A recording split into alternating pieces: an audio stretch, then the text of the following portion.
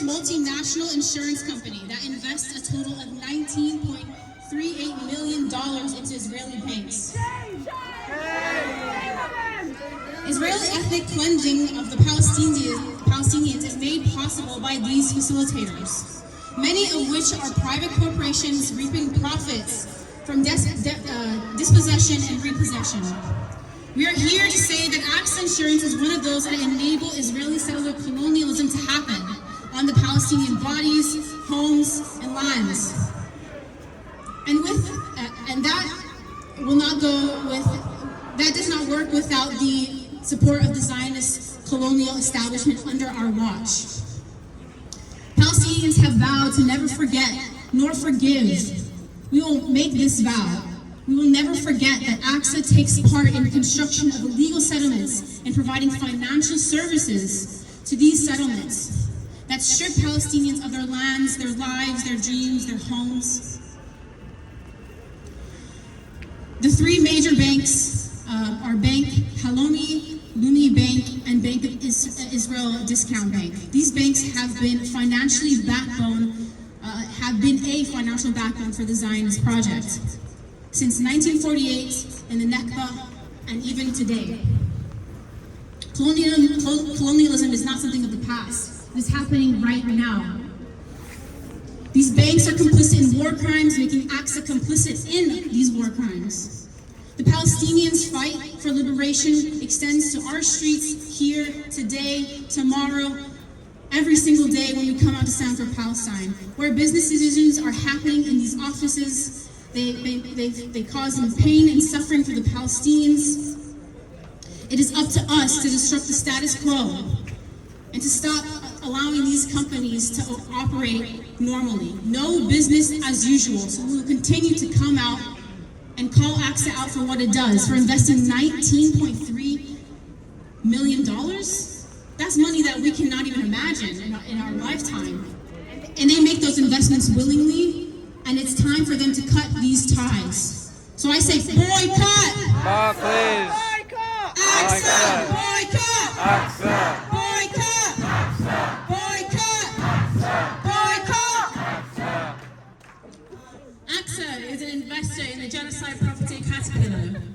Not only does this giant corporation hold a record of years of complicity with Israeli crimes through the home demolitions and illegal settlement construction on stolen Palestinian land, but is also deeply complicit in the ongoing genocide committed against Palestinians in Gaza at the moment. The D9 bulldozers have been widely used by the Israeli army during all of its previous deadly assaults on Gaza. Since October 7, the Israeli army has recruited an extensive number of D9 bulldozers that are causing massive destructions to roads, buildings, property, and infrastructure in Gaza. AXA also invests in Volvo. Between the years of 2017 and 2021, the Israeli Ministry of Defense purchased over 6 million worth of services from Volvo's Israeli exclusive distributor for the purchase of Volvo equipment. This equipment is used for the demolition of Palestinian homes and infrastructure and the construction of settlements built on stolen Palestinian land. One drive around the streets of Palestine and you will see Volvo equipment bulldozing Palestinian homes, entire buildings, tents and water tanks. You will also see Volvo equipment in construction sites in Israeli settlements, brick by brick. Volvo cements the thefts of Palestinian lands. If this is not enough, AXA is an investor in IBM. This big tech has a big portfolio and complicity with the Israeli military apparatus, soaking its money with Palestinian blood. IBM provides software using Israeli checkpoints where Palestinians are harassed, killed, and prevented from moving freely in their own streets. It also provides services, equipment, and technology to Israeli settlements and Israeli police, same as it did for apartheid South Africa. Boycott! AXA! Boycott! AXA! Boycott! AXA! Boycott! AXA! So we stood outside AXA Insurance. Israel murders, AXA Insurance. I did have a speech ready, but I've lost it playing the drum. But I'm just going to go off the top of my head. So 161 days, the onslaught, the genocide in Gaza has been taking place. It's been televised, live streamed, photographed, published, translated around the world in so many different languages. And we still have politicians struggling to understand what is happening. This government is trying to move the goalpost. That's what they're trying to do. Move the goalpost. We make some ground, they move it. We make some ground, they move it. But do you know what? We will be here longer than any politician. Because the Palestinians will not forget. The Palestinians want to return. They will tell their children and their children and their children. In 2015, I went olive picking in a village called Bureen. I was in Bureen. Just last week, a 13-year-old boy was shot in the head at an Israeli checkpoint. Shot in the head. The village I went olive picking, an Israeli soldier shot a 13-year-old through the windscreen in his head. His dad was driving. He died in his father's arms. We hear about what's happening in Gaza, but there are settler colonial violence in the occupied West Bank. It's gone that extreme that the United States government and the British government has sanctioned individuals. But do you know what? We shouldn't be sanctioning individuals. We should be sanctioning Israel as a state that allows the expansion of illegal settlements. That's who we need to call out. And if you're looking for extremists, you have Israeli ministers talking genocidal talk. It is mentioned in the South Africa skeleton argument that they've put in front of the Hague. If you want to talk about extremism, look at the Israeli ministers of the Knesset and what they are saying.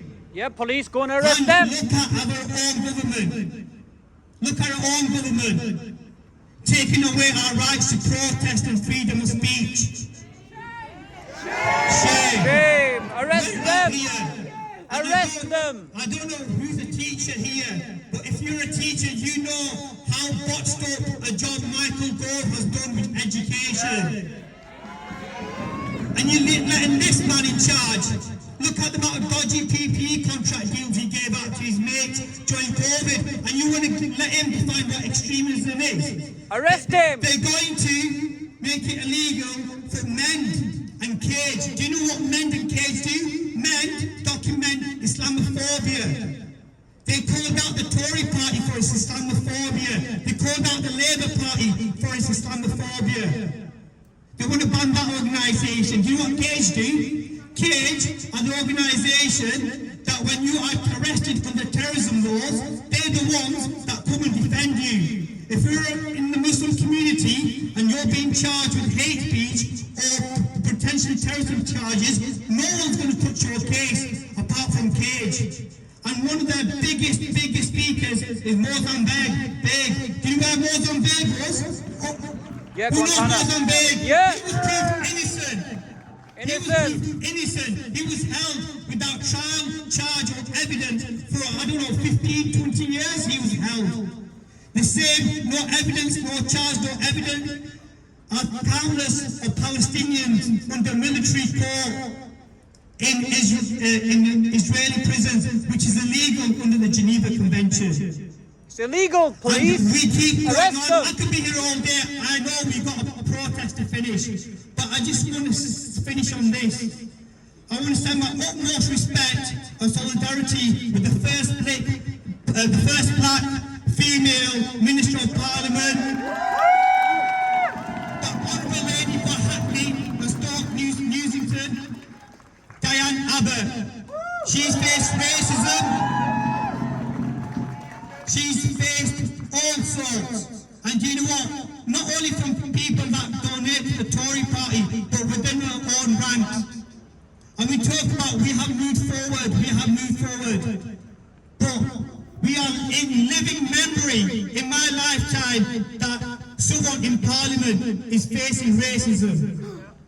And yes, Rishi Sunak is of Indian heritage. He's a waste man. But guess what? He wasn't look at his voted money, in. look how much where he's come from a position. There's always a position. The people at the top shit on the people at the bottom. They say that war is a poor man fighting a rich man's war, and the only people that are benefiting from the genocide in Gaza are people like AXA and LB.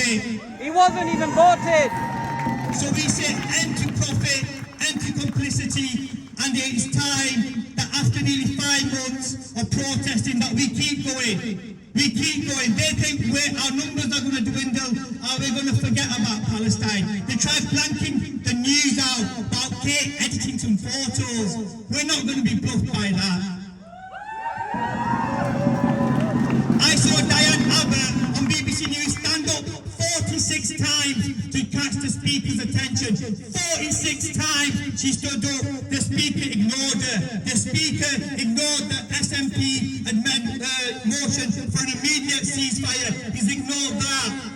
Our Disgusting. politicians have failed. We will not fail. The people united will never be defeated. The people united will never be defeated. The people united will never be defeated. The people united.